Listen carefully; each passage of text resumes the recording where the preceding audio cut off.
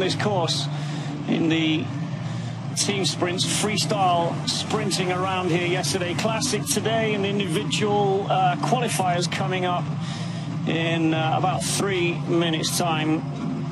First of the athletes will get underway. 69 females trying to qualify for the top 30 places.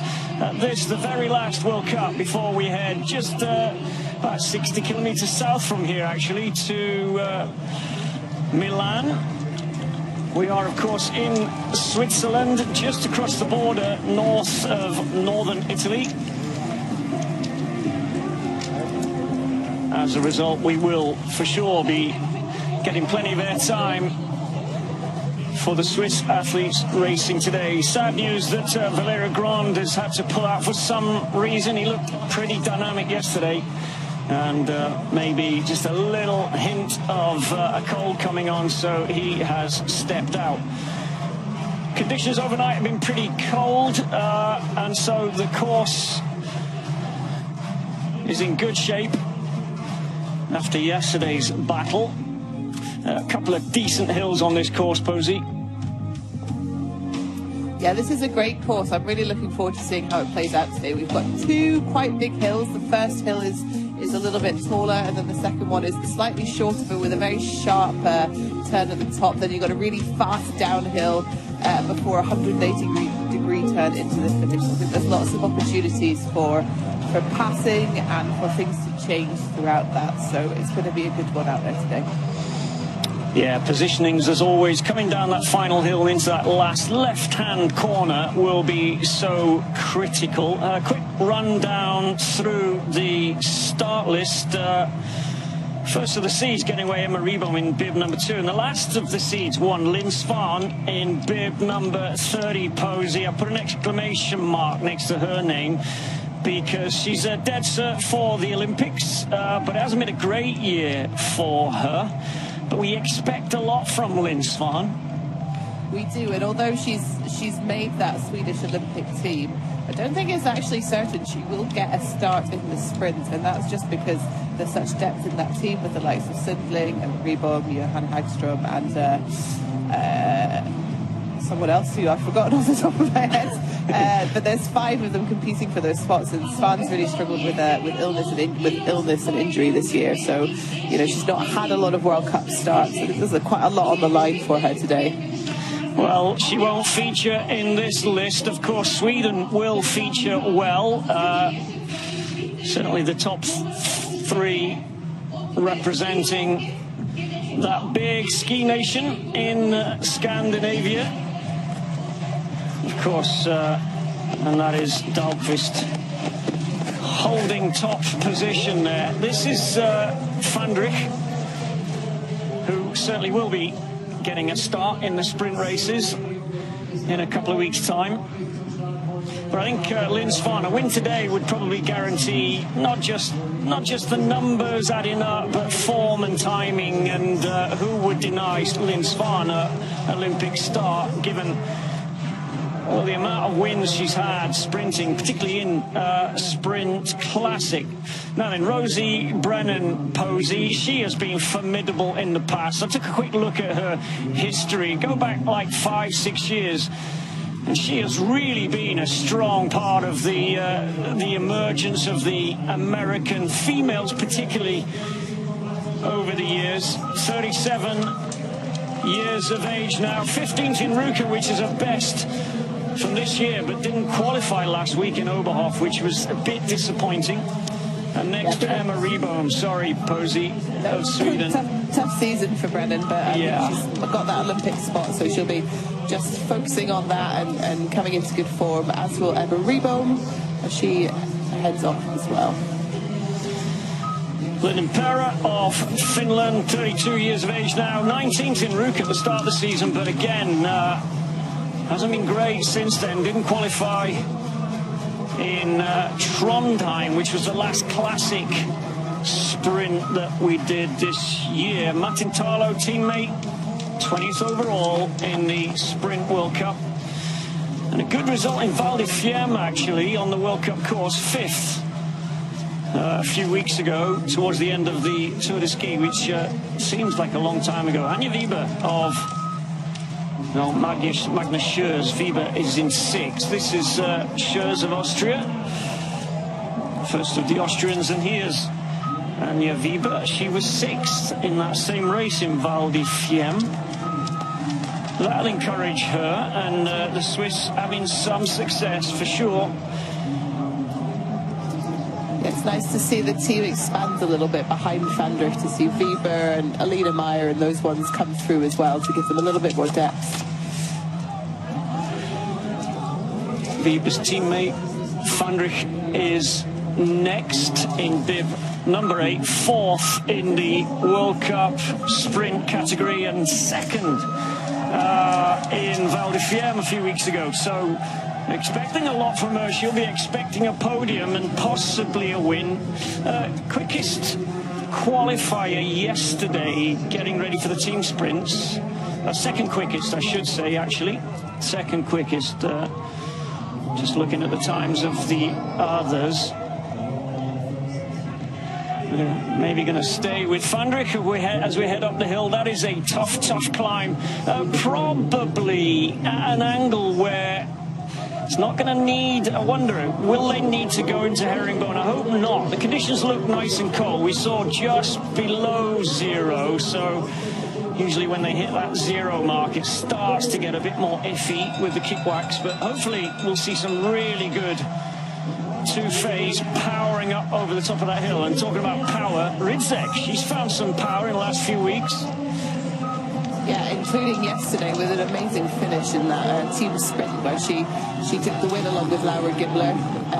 So just seems to be coming into good form at the best time of the season.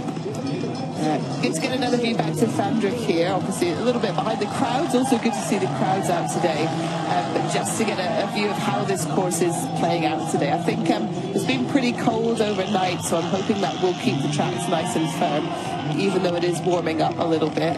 As you said, it is steep here. I don't think this angle does it justice, does it, Ian? Because it's really steep going up this hill here, but she's just about managing to stay in the tracks. Yeah, just instead of jumping out. So that's good. That's one of the steepest bits of the course, just as they approach that left-hand bend. So that's where we might see people struggling. Here's Rosie Brennan now coming in. Posey, she looks tired. I really hope this can be a good result for her today. Yeah, it's a long sprint as well. This time's going to be, just coming up for 4 minutes, crossing the line. It's one of the longer sprint courses we've seen this year, over 4 minutes, in fact. And you can see Emma Reboom probably has made up time on Rosie Brennan. Look at that, 4:02. That is a long sprint. I guess classic, it tends to be longer. Reboom shaves just over 3 seconds off. And away goes Jess Diggins, bib number 18. Yeah, with the sprint courses, we're often seeing somewhere under 3 minutes, sort of 2:45, 2:40. So to be over 4 minutes is a long sprint today. That's a brilliant time by Mattintalo there. Caught her teammate Lilimpera over the line. So she made 15 seconds up on Lilimpera and has come in a full 7 seconds in front of Emma Reboom there. That's a huge margin. Yeah, that's already most of the margin gone, isn't it, for Rosie? Not convinced she'll qualify today. It's so sad. Anja Weber is going to shave time off the time of Schurz, but is it quick enough? Certainly not going to be a match for Mattintaro. And look at this, Posey. Van Dijk has caught Melissa Gall. Yeah, this is so unusual. It's so unusual generally in a qualifier to see anyone make that gap up, because it's 15 seconds, but when you're only out for the length of a sprint course, you don't really have time to do it. So I think possibly the fact that sprint course is really long, yeah, that's huge from Van Dijk, coming in 4 seconds in front of Mattintalo. That's big. But I think the length of this sprint course is playing into the fact we're seeing more people catching the starter in front than usual. And of course we've got a seeded skier interspersed with a non-seeded skier, so the ones 15 seconds in front of those seeds are a little bit, possibly a little bit easier to catch. Just looking at the times, Van Dijk paced the first hill, that big hill we saw her ski up really well and then increase, because she has blown 5 or 6 seconds out of Martin Tarlo since the top of that hill. Emma Reboom at the moment the quickest to the top of that hill. And here comes Bakkemo of Norway. First of the Norwegians. Not many Norwegians racing today. All of the sprinters really away training, presumably up at altitude somewhere. Yeah, a bit of a mixed bag, isn't it, from the Norwegians? We do have on the men's side, we've got Klæbo starting, and we've got some good names, but others are choosing to prioritise training and preparing at the moment. Look at that from Ridsek, that's a surprise. 9 seconds off the pace of Van Dijk. Here comes Dahlqvist. Big gaps opening up here.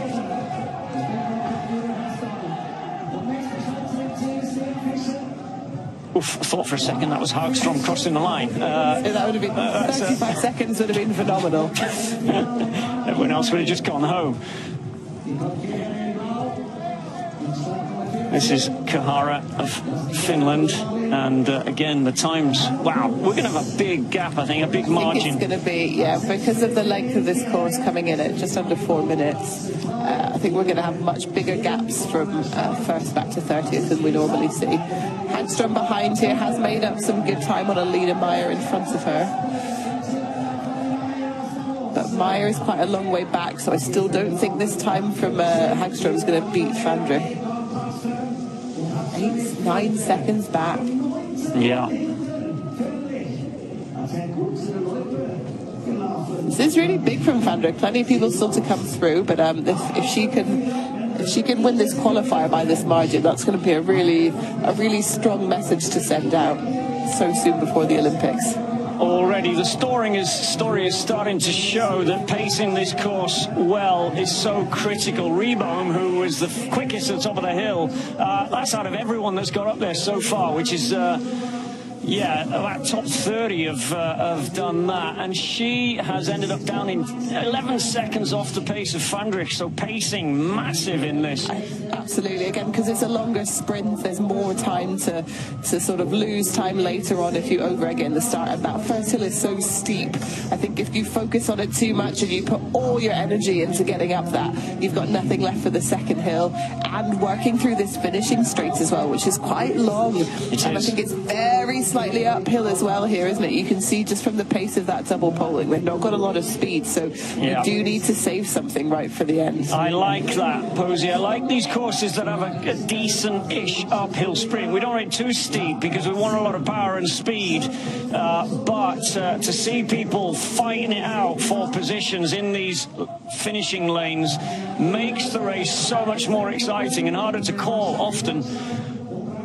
Yeah, there's so much chance for things to change right up through to the end here. And I think when we get to the finals, that's going to be really exciting to see how it plays out. Sari's coming in, but that's more Ilar behind her in bib number 24. And Ilar was 3.5 seconds off the pace of Lynn Svan at the top, and now has the quickest time. Let's hope Lynn Svan hasn't blown this all too early in the race. Lynn Svan, Ilar, goes into third place, but we're still 6 seconds off the pace of Van Dijk. My word. 25 is Julia Kern. She's going to qualify, but I'm surprised I'm saying that, given that it's going to be over 10 seconds. And here's Jönsu next. This is good. She's not far off the pace of Van Dijk. I'm saying that, but it's 2.5 seconds. That's a long way ordinarily, but perhaps not today.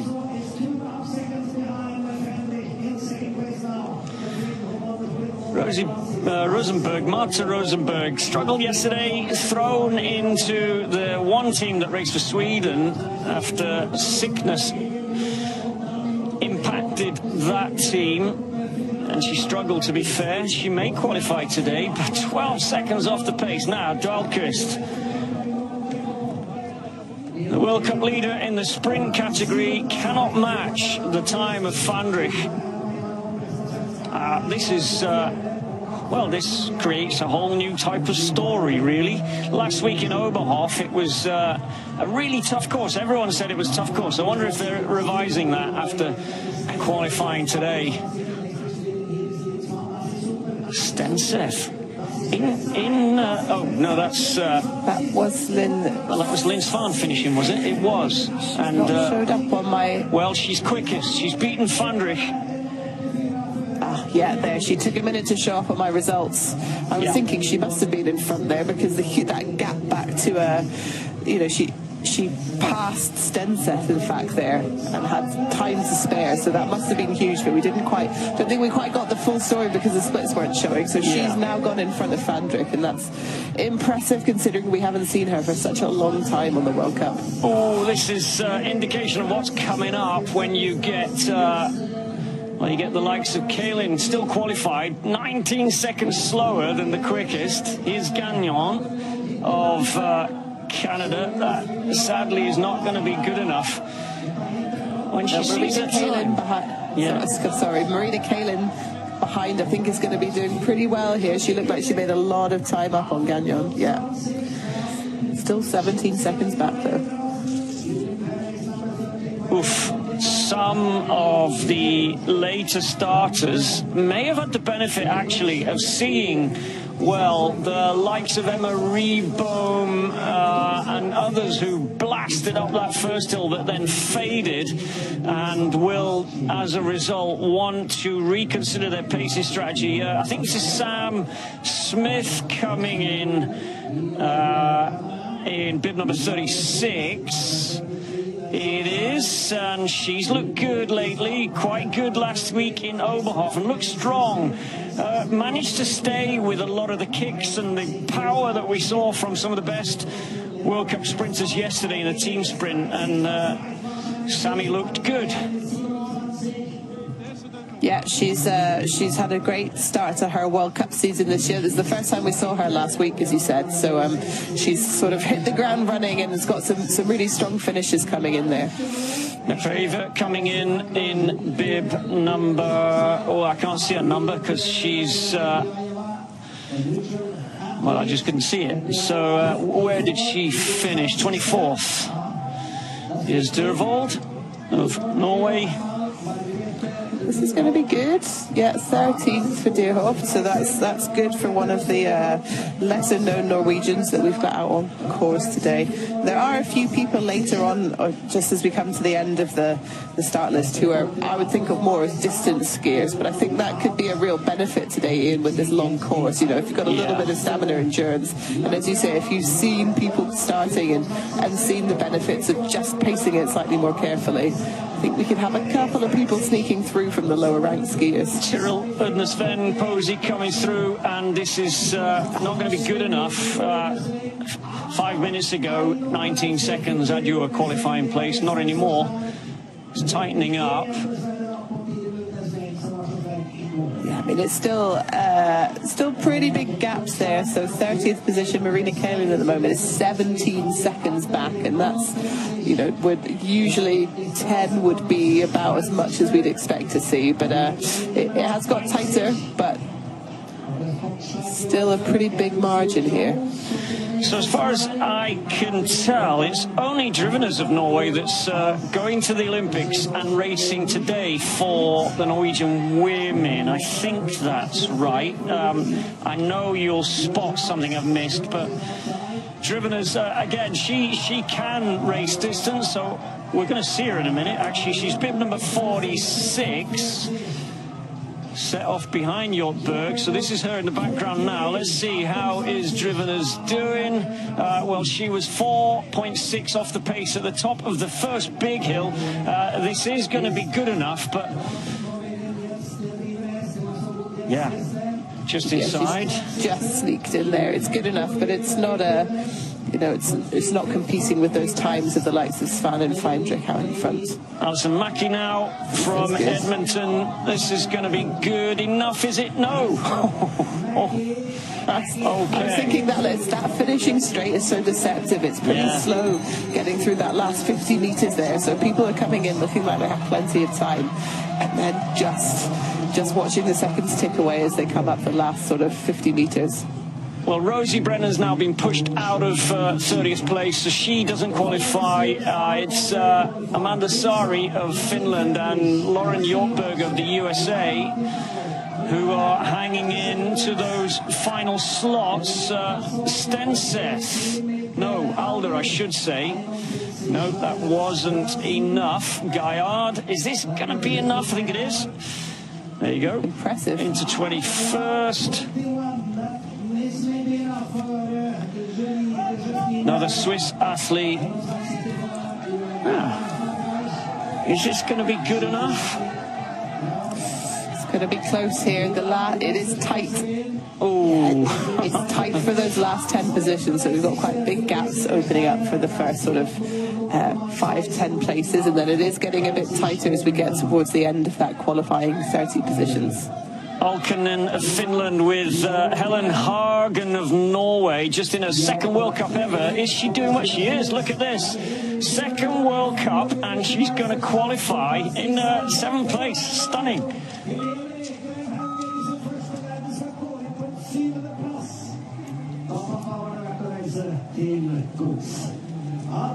Well, that's a good result for Haugen. Still under, well, I think she's only 21 years of age. Yeah, just goes to show that, you know, that depth in that Norwegian team. And as always, someone can show up with just a couple of World Cup starts and throw a bit of a surprise. Haley Svobel racing today once again. Was in Oberhof last year, representing the USA. Qualified in the sprint races, individual races last week, and seemed pretty pleased with that. The couple of interviews we did with Haley last week, there was never an occasion where she mentioned wondering if she could qualify for the Olympics, but I think everything was done before the end of Oberhof, or was it? Maybe that was the last chance. Oberhof was the last chance to qualify. She has now made that team, so I'm sure those results there kind of helped her along the way, but it's super impressive. She really only started racing again just before Christmas this year. I'm sure she'll have been training for much longer than that to make that comeback, but yeah, it's exciting to see her kind of come back to form. Well, this is the format for the sprints in Val di Fiemme at the Olympics.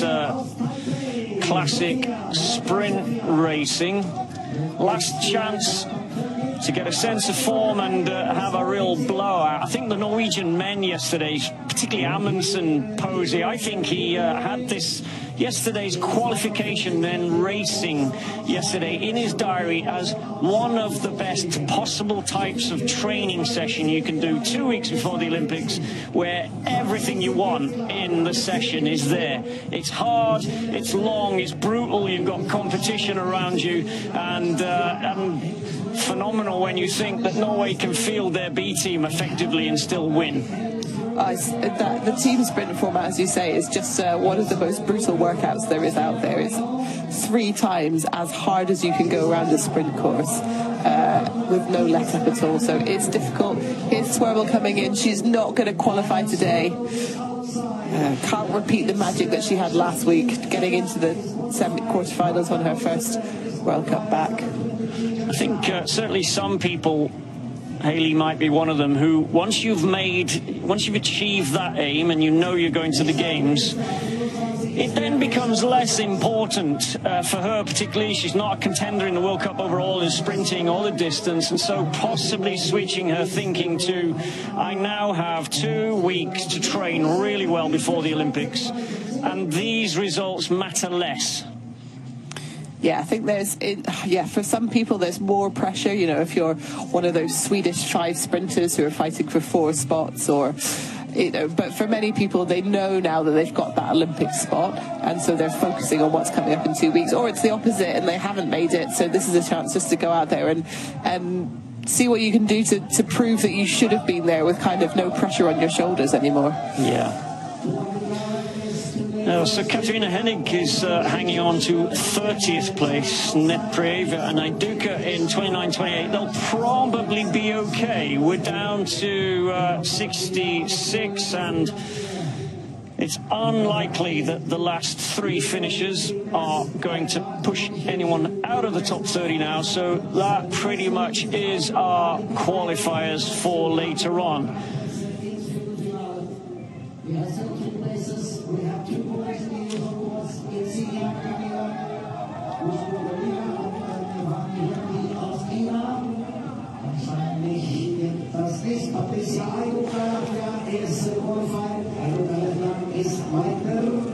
So already, Posey, I think Lynn Svan has done 50% of the job that she came here to do today, which is to say, I'm the quickest person here, including your Fandriks and your Moa Ila's teammates, and Dahlqvist, who's leading the World Cup sprint competition. She's 10 seconds quicker than Dahlqvist.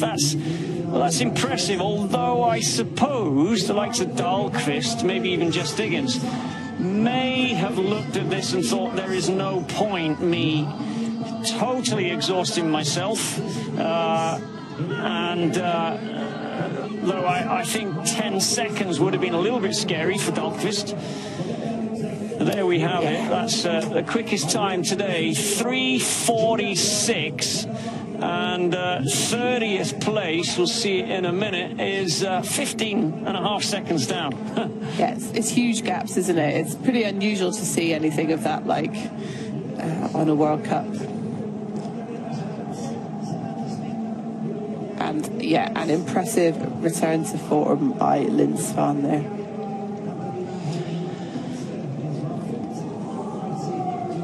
It's a shame not to see Tiltnes Veng qualify again there. She's down in 38th place. Again, she knows she's not made that Olympic qualification. She just hasn't had strong enough results this year to justify it. But yeah, a shame not to see her making it through. I don't think there's any other major surprises. I think we might have thought that Hayley Swerble would, but again, she's pretty new on that comeback trail, so not a huge surprise to see her outside. And Stenset down in 58th, actually. I'm surprised about that one. I wonder if there was either that's a fall or she's really mistimed that, because she's she's not one of the major names in that Norwegian team, but she's usually pretty consistent at qualifying when she gets a start. And over 30 seconds outside. Yeah, it's huge. That's big, isn't it? That's unusual. Yeah, I do wonder, potentially a fall we didn't see, or, just a bad day in the office, if not. Leah Fischer qualified in 24th place, and she is, let me have a look, 1, 2, 3 Swiss athletes to have qualified. Fandrich, earliest starter in the top 3. Bib number 8. She will get bib number 2 for the finals later on. And we'll choose her start group in a moment. And we're missing our normal Heat 1 starters here, Ian, because normally we know that the surefire bets are Jonas Sundling and Skistad, neither of who are here today. So that opens up that Heat 1 a little more than normal. I think this is a good course for Moa Ila on the right. It's a good course for any Swedish female sprinter, of course, but and Sundling would have liked this, I think. I agree with that, because obviously we know Moa Ila's on brilliant form after her win last week in Oberhof, but she's not a pure sprinter, and I think this course, because of the length and the difficulty of it, does really suit those who've kind of got a little bit of a sprint to them, but some distance pedigree as well. Astrid Øyreslin, for example, yesterday in the team sprints, has the endurance, probably. If you think of female athletes with staying power, Slind has got to be one of them that the other nations would go, she's racing for Norway today. That will be a strong pairing, and of course they came through to take second place. We're into the heat selections. Lynn Svan is going to go Group 1, isn't she? Do you think? And I think she probably will, yeah. Maybe Van Dijk will grab that group as well. She'll certainly have the opportunity to. Van Dijk quite often goes in a later heat, doesn't she? But again, with that being a little bit more open today, she might decide to go for the earlier one and get the benefit of the longer rest.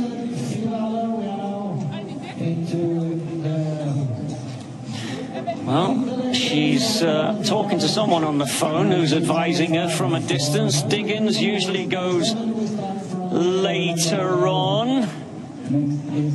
Everyone trying to get a look now at who is where. Diggins is pondering, even though she's got every option here, trying to predict other. 4, yeah, I think because 4 is still kind of open with none of the seeds in. That's. Oh no, now she's got Dahlqvist against her though. The graphics were slow there, yeah. So we missed that.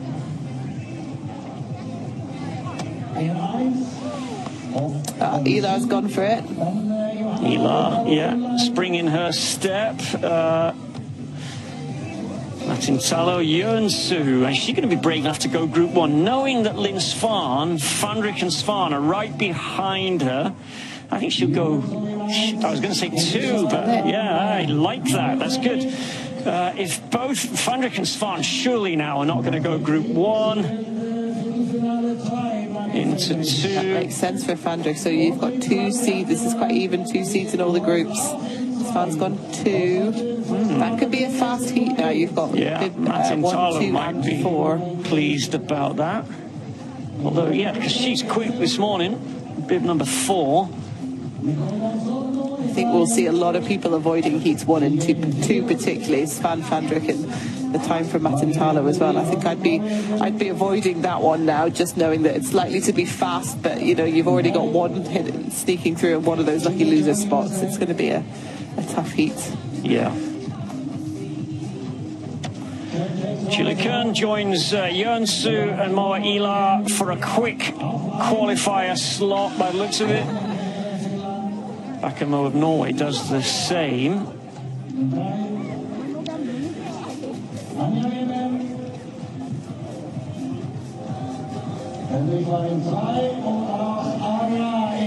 And Sophie Krell of Germany.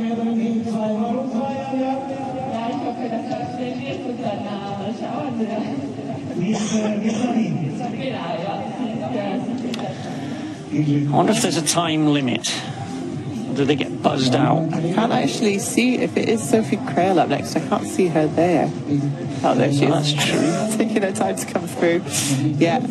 I think these last heats 4 and 5 will start to fill up now.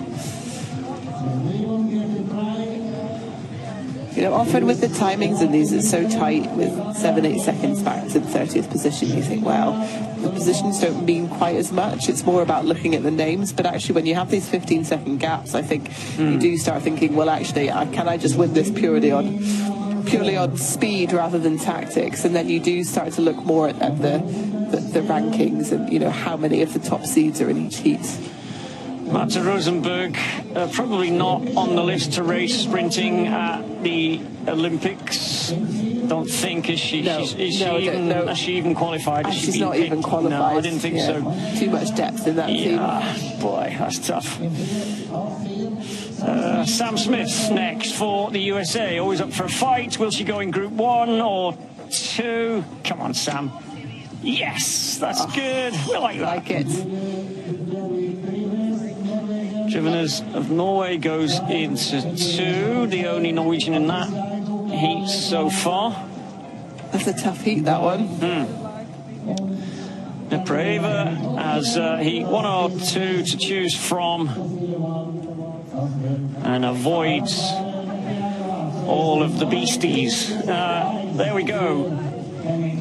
That's your heat selection for the women's finals, which Well, we go on air 11:20 later on. The men's qualification coming up in just a moment.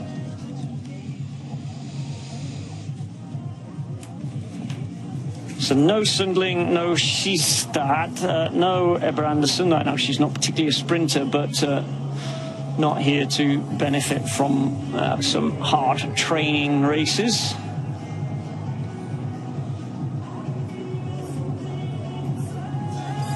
Ebba Andersson apparently is back in Sweden at her mum and dad's house. That's the secret to Olympic and World Championship success for Ebba Andersson. She goes and stays at her parents' and gets her mum to cook for her for 2 weeks before the big championships. So it's the same strategy just before the Olympics as it is just before you have a baby, Posey. Is that? Absolutely, yeah. Anything you need a bit of help, just get home to mum to do the cooking for you.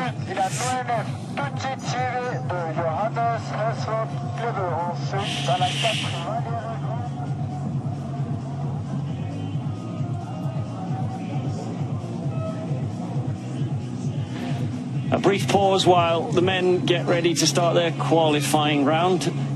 So we are sort of, well, the shape of Switzerland means that we're sort of in the middle, but the northern section of Italy comes quite close to Goms, about 30 kilometers south of here, and Milan is only about 60, 70 kilometers south, but it's I think it's like a 2.5 hour drive because you have to get around all of these wonderful mountains that...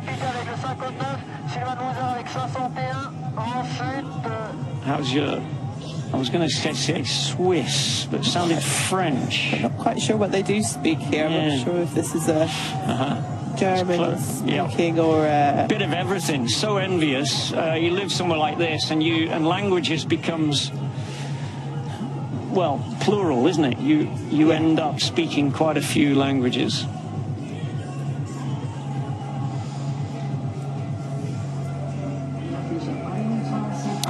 Yeah, there's a little, what is it, a shrew? Something like that, yeah. Trying to find a patch of sunshine by the looks of it.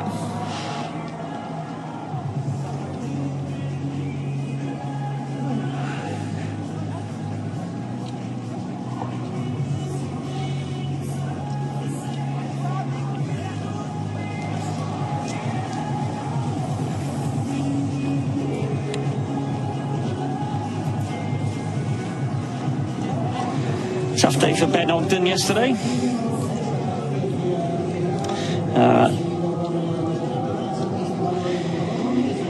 Okay, so conditions have not changed much. You wouldn't expect that. The course is exactly the same. Now we know. Take this first hill, that one there, too hard, and unless you're Lynn Svan, you're going to suffer later on.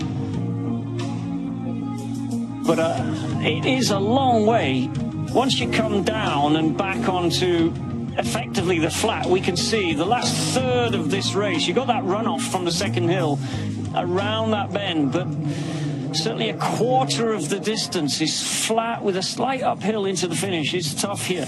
It is, and you lose because you've got that really tight bend as well, that 180-degree bend into the finishing straight. You lose a lot of the speed that you have from the fast downhill. So you got downhill, fast corner, pretty quick bit, and then 180 degrees, and then you really just grind up into the finish line. It's cruel, isn't it? They obviously designed this course, think, how can we scrub off some of that speed? So they have to work into the finish.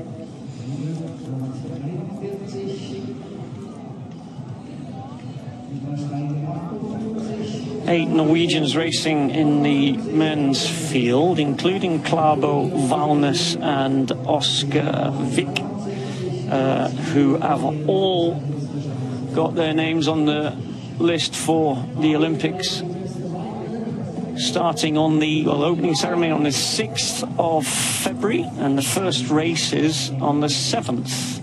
I think it's the women's skiathlon on the 7th. And the first medals will either be handed out for that race, or I think it's the alpine racing. It's going to be one of those. So the first Olympic champions will either be an alpine skier or a cross-country skier. Here's your top 5 in the World Cup standings at the moment. Klæbo also leading the sprint World Cup standings.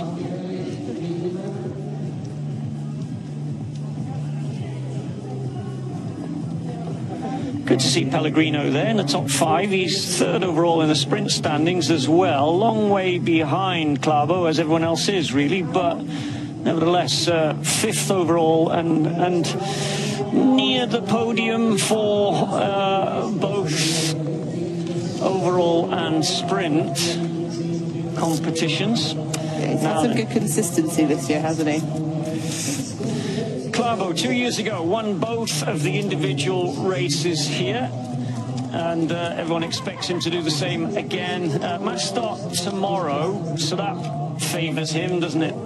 It should do, although was it here? We'll have to double check this before tomorrow's race. I think he did take the win here, but in fact it was Oberhof I'm thinking of, where we were last week, where he didn't win the mass start there, which I remember because it was so unusual. Yeah. But yeah, I think he will be hoping for 2 wins just to set him up nicely.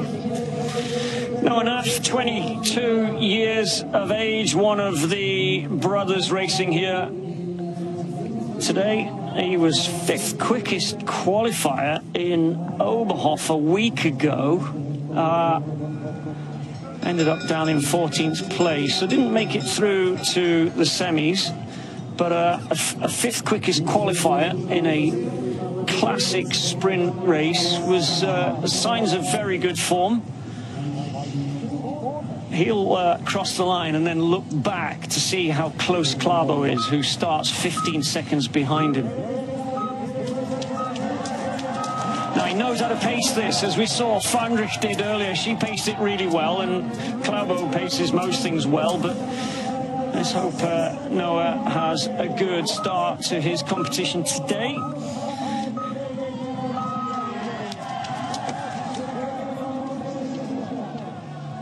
Yeah, I think from what we've seen in the women's, I would worry for Naf that it's not how far behind Klæbo, it's can he stay ahead of him, because it's obviously going to be quicker times in the women's, but we're still going to be looking at well over 3 minutes for this men's race today. I think something in the sort of 3:20 marker.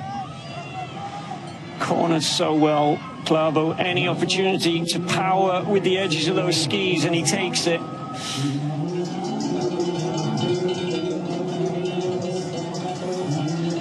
Sadly, Valerio Grand, who was in bib number 4, is not racing today.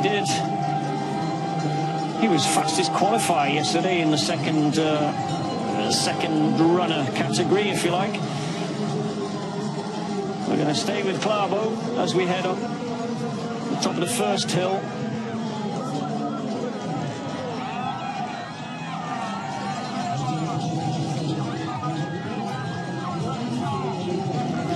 You can just see, again, you don't get the view here of how steep it is, but I think you can see from the tempo that he's got and how little glide he's got, how steep it is getting over the top of that hill. He's in that kind of famous Klæbo Klopp almost run that he's got there. Not a lot of glide, but just able to keep the skis moving quickly and not losing rhythm at all. Looks so good, so strong. Only half a second quicker than Noah Naf, actually. So I wonder if that'll concern him. He obviously has no splits other than Noah Naf to work on. I think Klæbo will, if he had splits, I don't think he'd be worried about that at all. I think he'll know pretty well how to be pacing this, and we're going to see him blast up this second hill now. Zach Kettensen is out on course. First 10 has started. This is the second hill. Again, good to see that it's all skiable. I like that. This corner will get chopped up a little bit as people jostle for positions in the head-to-head racing later on. And I think it's good that the tracks have been removed for that corner. No point having them, really.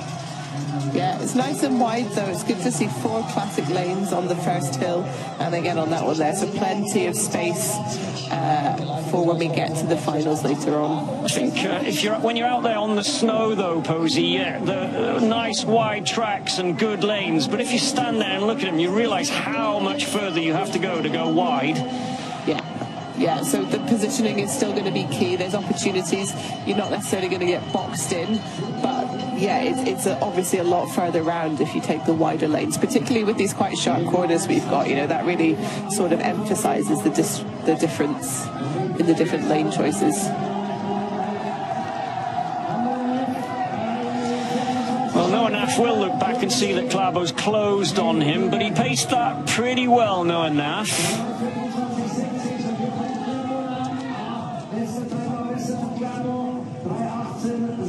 Well, that's the time to beat, so everyone else knows what job they've got to do today.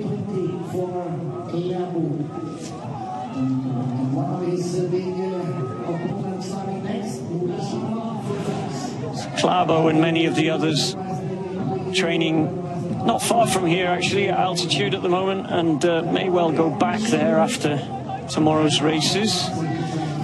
Fortunately, they don't have a huge journey to go to get to the Olympics, which is always helpful. Klæbo's actually just been training just up the road from the Olympic venue in Levatse, so he's headed all the way over for the weekend and then all the way back again to finish his training for the next couple of weeks. That's pretty good from Keston, just 5 seconds back. Again, I think it looks a little tired, but so how far is it from the start of those markers? It's a good sort of 7, 8 seconds, isn't it? Yeah, it's long. You think at that kind of 50-meter mark, 5 seconds or so, but it is longer than that.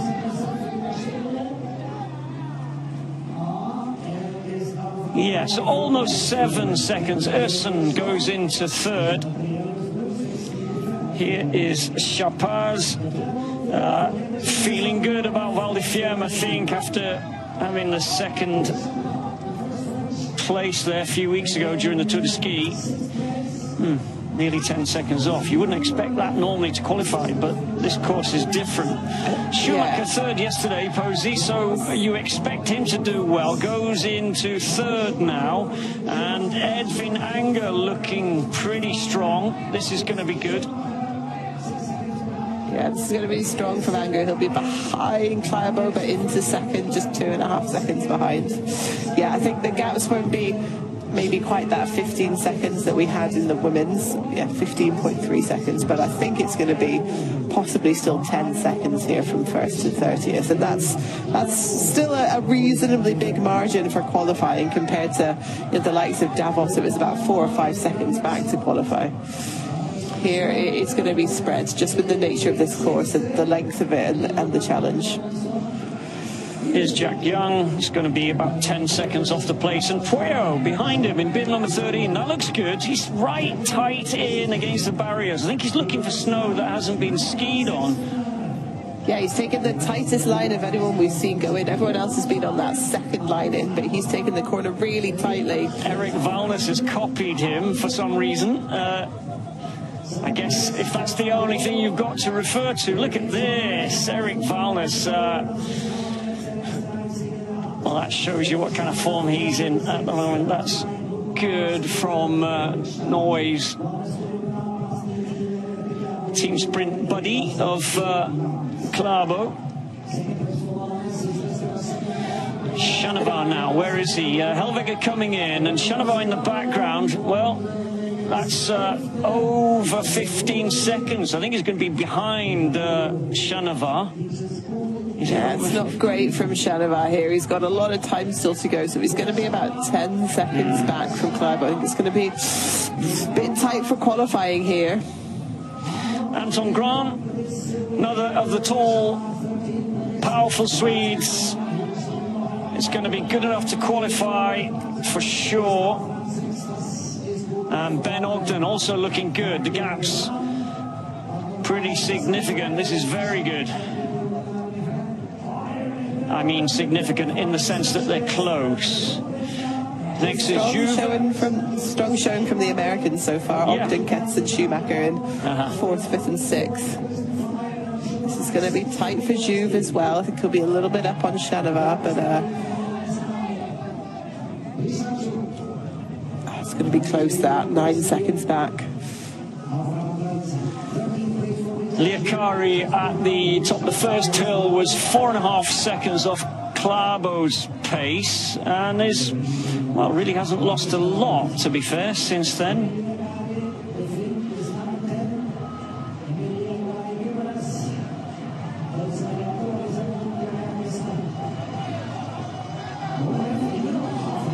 Yannick Rieble coming in. We can see him in the distance now. He looks like he may have paced this well. He wasn't quick at the top of the first hill, but then that often is a little misleading. I think he's going to be good enough to come through. We are only on bib number 22 of 80 starters, so into 13th place, but looking at the names around him, and you would think he's going to be okay. Schoonmaker is into 7th, which is good. And now Oscar Vik of Norway. Yeah, this is going to be good for Vika. 5th place, so he's gone in the middle of that American cohort. That we had 4th, 5th, 6th, and 7th, all from the USA. Vika's broken that up to go into 5th place now.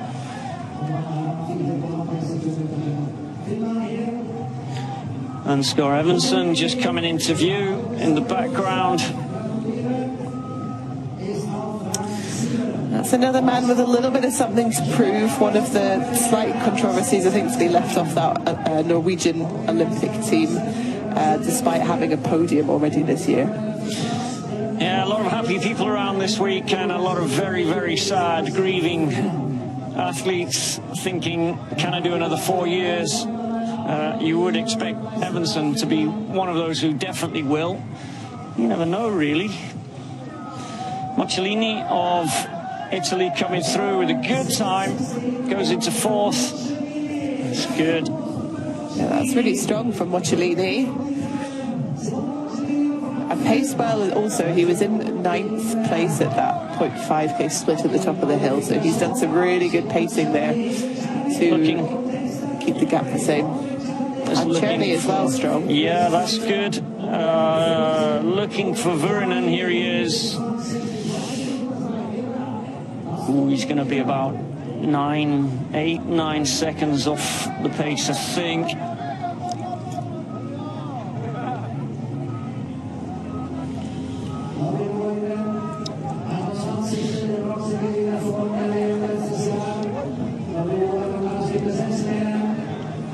So Vurinen was the last of the seeded athletes, so we'd expect to see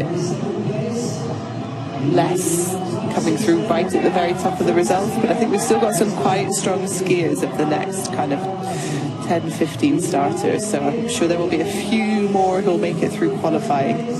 Here's Roman Alder, another not local but Swiss athlete who was going well last week. Is this gonna work today? Just about, for now. I think that's going to be tight, though. There's still some people coming through. Quang Wang of China. He's going to qualify. That time out, yeah. That's good.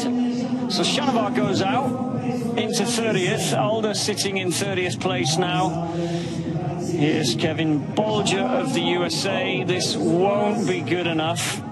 He looks tired, doesn't he? Just doesn't have a lot of spark there. Just getting a lot of time taken out of him by Elias Keck behind. Yeah, Keck was 6 seconds, 7 nearly off the pace at the top of the first hill. And what is that? Well, there you go. He pushes Jack Young out. I think Shanavar is going to be very disappointed to not even qualify today. Yeah, that's tough. It's a bad day at the office. Yeah.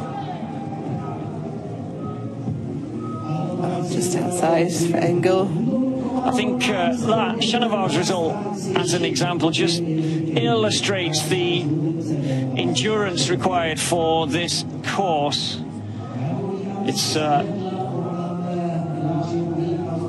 Yeah, I'm not sure it suits some of the more kind of pure sprinters like Shanavar. I think Shanavar's, I still think of him as a skate sprinter, and he's good at classic, but I don't think he's got the consistency that he does in skate. So I think the discipline and the length of the course of playing against him.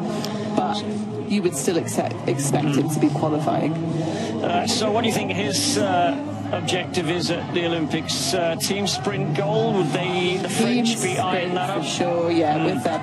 Previously I'd have said with Juve, but I'd say now with Chapaz, who's had a great season, that could be a strong team.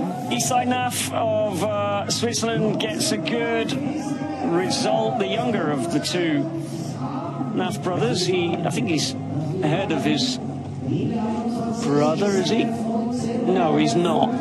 He's a little behind him. 15th and 19th place. 7.4 and 7.7 seconds back, so just 0.3 of a second between the two. That's good bragging rights at the family dinner table. Yeah. Krostelev should make it here. He does. Havard Mosby of Norway in 44. It's going to be tight. No, it isn't. 8 seconds. So I was thinking it was going to be comfortable, but actually 20, that's pretty close though. Although the gaps are quite big, from 20th to 30th is just less than 2 seconds, so it does get tight towards the end of qualifying here. Jesper Persson of Sweden is going to go through another Swedes now into the final.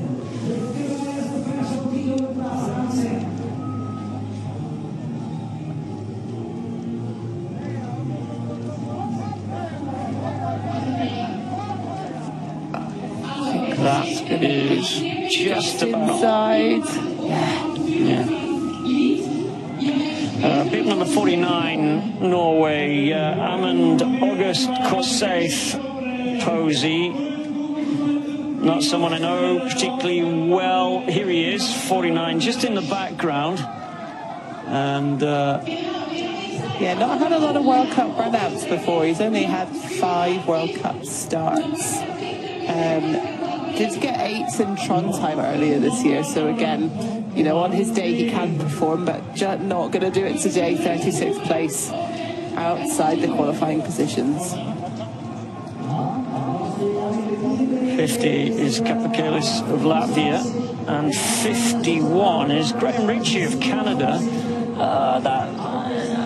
He was doing well. He was 8.3 off the pace in 45th position at the top of the hill. Has he managed to maintain that? He's going to be too far back here. It's just that just outside. Kapakalis, but Kapakalis was quite a long way back there, so yeah, it's a shame. Just outside. Simon Young of Germany in 52. Any late starters that are appearing in the top 30 at that high point? Not that it really means an awful lot, but Theo Shelley of France in bib number 60, well, he was only 2.6 off the pace at the top, so in about 2 minutes time we'll see him finish. Yeah, and then we've got Kalle Halvarsson in 62. Again, had a great ski last week. I think everyone had pretty much written him off, but he had a good comeback to get that 6th position. You know, we don't see him in sprints very often, so it's a little bit of an unknown here. Well, as you say, most of us had written him off, but it's also true to say most of us were just thrilled to see him making a comeback and coming on form now, and has a ticket out to the games, so I understand. Anzi Gross of Slovenia, and Anton Sear of Canada behind him.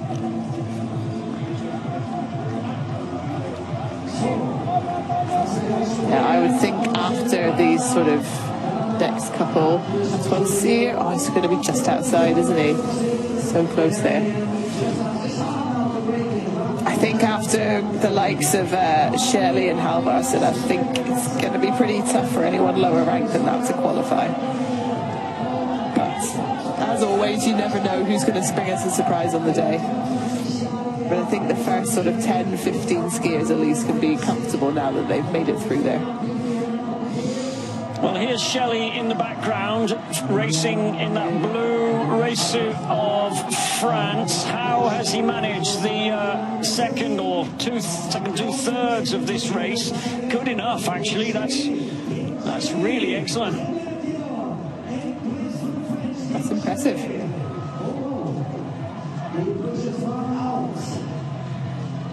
We'll focus on Pittier, who's chewing his way through that, what is it, a gold chain, that aspirations for the future. Halverson in the background now. Let's get a time on him, please. Any second now. No, not good enough.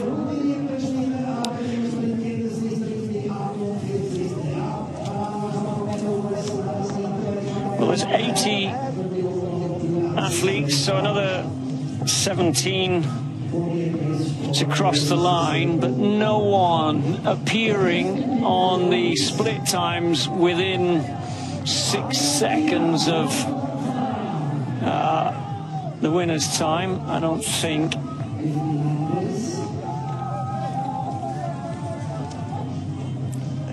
No, I'd be surprised to get any late entrants from now on in. So, quick recap. No Pellegrino, Posey. Raced yesterday, not today. Hope he's okay. Hope it's just cautious. Zachary Jane, is he going to qualify? There we go, 66. Me, that's the commentator's curse. I said no one else will make it, and he's... I didn't spot him, but he's paced that very well since the top of the hill. Yeah, amazing ski from him. Better have another quick look now. So no Pellegrino, no Brits racing. Andrew, you mentioned earlier, is over in St. Moritz training. Yeah. Lovely, lovely place. You've been there, Posey? Yeah, been there plenty of times. Good place for, not so, as you can see here actually, I think the Swiss Alps are a little light on snow, so there is coverage, but it's not quite as much as you might like. But he's having a good time out there. James, 2 days training in Lillehammer. Joe Davis, not quite sure where he is at the moment, and sadly Andrew Young not making the team this time, which is a real shame. Would have been his 5th Olympics, but tough to only have 3 spots for the team. Yeah, really sad, and part of it's the flip side to the joy of qualifying, isn't it? You know, it's the flip side. It matters so much because it hurts so much if you don't. Absolutely.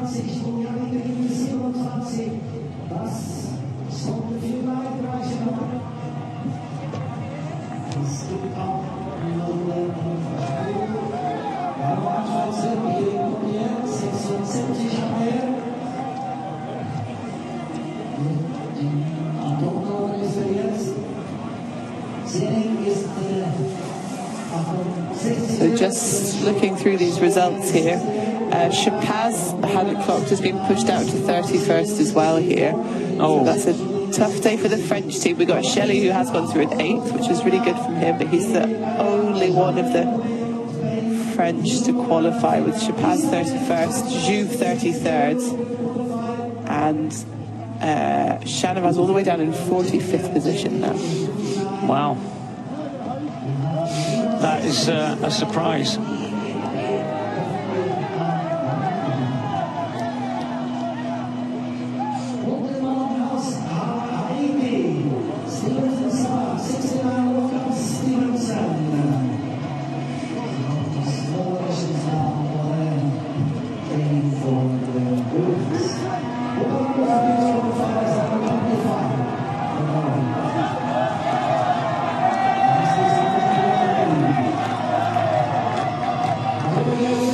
So from what I understand, Posey, there are quite strict rules about the skis for this event, but between qualifying and then the sprint finals later on, of course, the sun's going to hit this snow.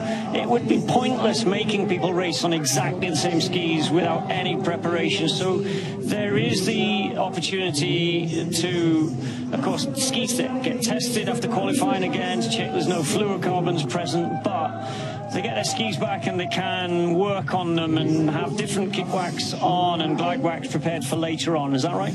Yeah, so my understanding is you have to use the same set of skis. You can have 2 sets that you select actually for classic as opposed to skate, in recognition that it is more changeable. So they can have 2 skis that go through 2 sets of skis, of course, that go through the testing.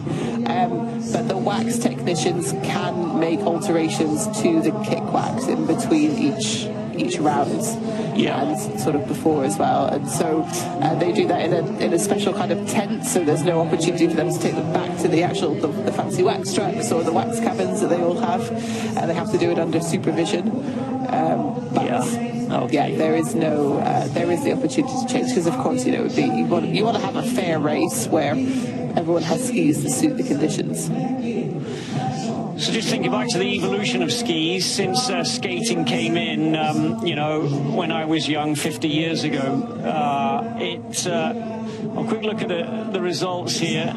Good to see Erik Valnes in second place there. That will encourage him. You know, the younger sprinters from Norway hot on his heels and chasing those sprint start places, but Valnes having a great qualifying race today, paced it well. Early starter-ish, bib number 14. The only ones be within a second of Klæbo, so those 2 are a bit away ahead of the rest of the field.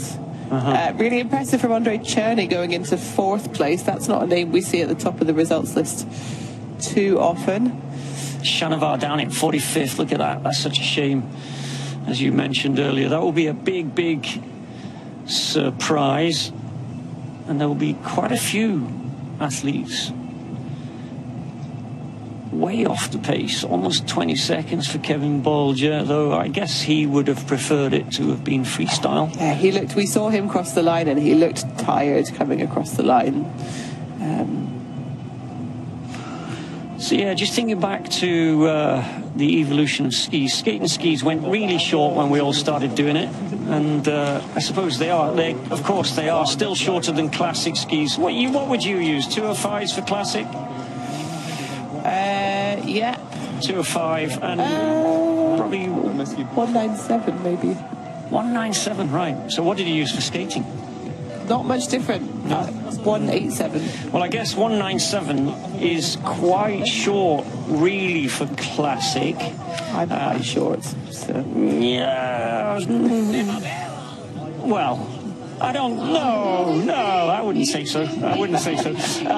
So 210s I started on. You're not much shorter than me. I'm questioning myself. I'm sure I have some 197s. Yeah.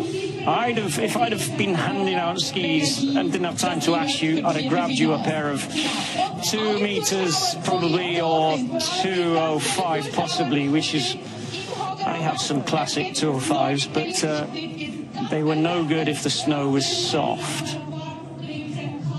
But and I understand these days, clearly World Cup races are sometimes won just double poling in classic races, which is possible, optional, and some manufacturers now making double pole racing skis, aren't they? So they're not, because I think when that started they were sometimes skiing on skate skis, but a skate ski and a classic ski is very different. So now it is a classic double poling ski that is being developed for these really specialist skiers.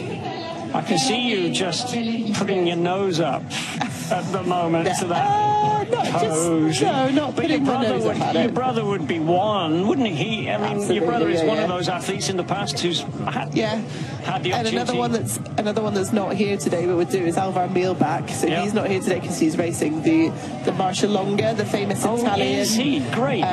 Famous Italian long distance race, and he's another. You know, we saw him in Trondheim, didn't we? Just choosing to double pole the course. So he's another one that I'm sure has got a good fleet of those double pole skis. A friend of mine was in Italy on holiday 2 years ago, and the village he was in, the Marcialonga went through it, and honestly, he's got the bug now. In fact, last week, he was in Italy skiing cross-country skis, he and his wife. They are They are slightly older than me, so still quite young. But nevertheless, I was very impressed that they have now gone out to Italy to do some cross-country skiing, because they were just inspired when they saw all those athletes coming through their village in the Marcialonga.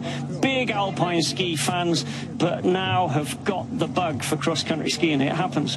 Anyway, back to heat selection. And Persson ended up in 11th place, so gets first choice, and Mackie joins him in heat number 4. This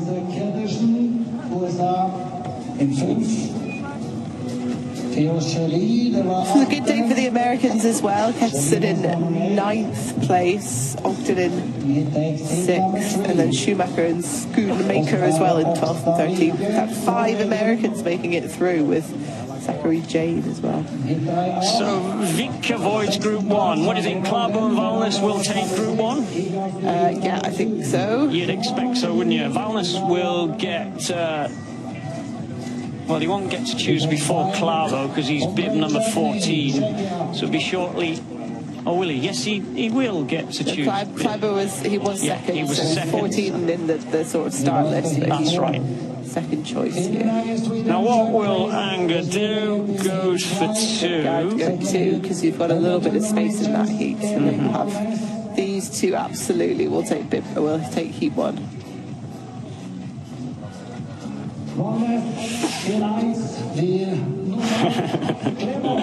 Not even a pause, was there? Everyone else takes a bit of time studying it, but Klæbo and Valnes straight in and out. No questions. They already have their game plan, and they don't care. They're not hanging around to see who else joins them. They don't care. Schoonmaker. Now, if he goes Group 1, he will be in a position to be dragged around, but he won't be. No one else believes in my theory of going in that heat with them. No, Anton Grahn. This would be a good practice for the Olympics, but he's not going to take the bait. That middle heat's popular.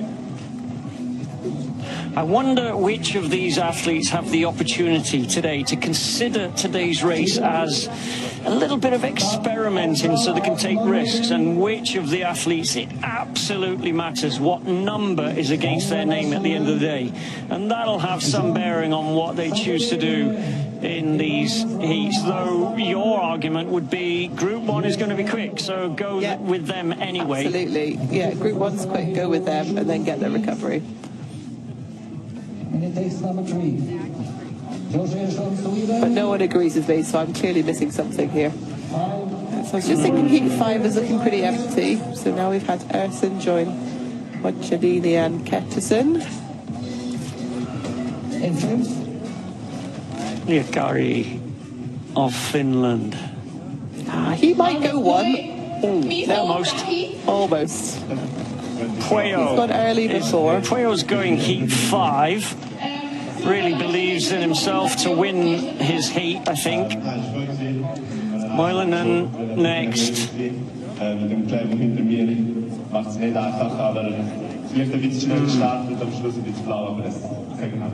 Now then, who are the last 3? It's Vuorinen, Sossau, Dauberman and Gabrielli. Yannick Riebly is in bib number 27, so these guys might be shoved into heat 1.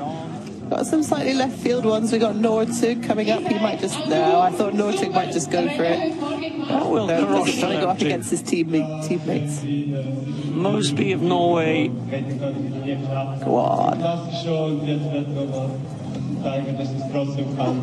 Okay.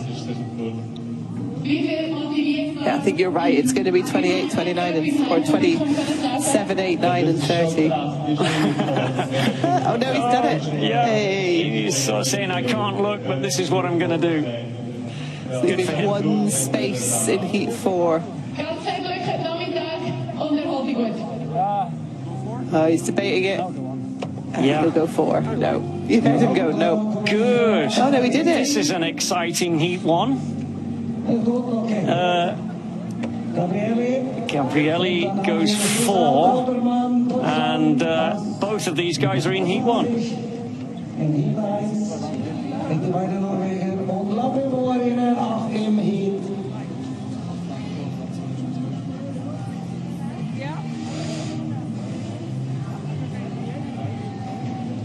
That's it. We've had no falls, none that we've seen anyway. It's not a course for falls, although it was yesterday, Posey. I don't know if you watched the women's from Italy.